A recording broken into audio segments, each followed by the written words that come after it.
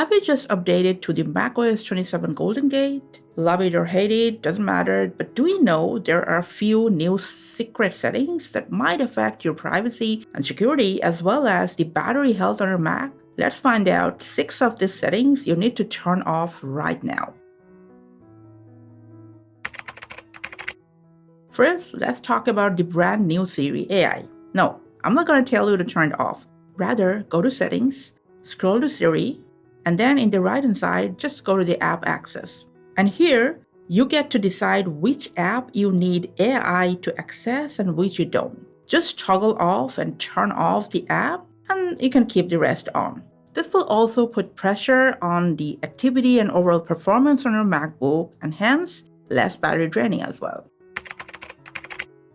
Same way in the Spotlight settings on our system settings, since Siri and Spotlight is blended after the update, just toggle off your secure and personal apps that you don't want Siri or Spotlight to interfere with.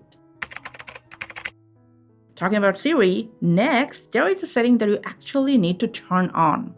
So from the accessibility settings, scroll down to Siri at the bottom and simply turn on Atypical speech. So whether you're tired, wasted maybe, or sleepy, Siri will understand you or your family members, no problem.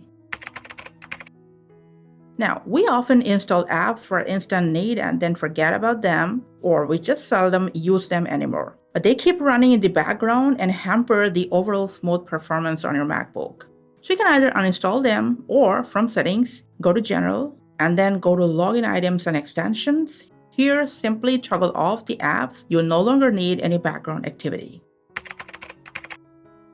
Now, talking about activity, you can search for the Activity Monitor in Siri or Spotlight Search, both are the same. In the CPU segment, you can take a look which app, browser, or system function is taking up processor the most. So you can select them, click on this cross icon, and then you can either quit or force quit it from here for a smoother performance.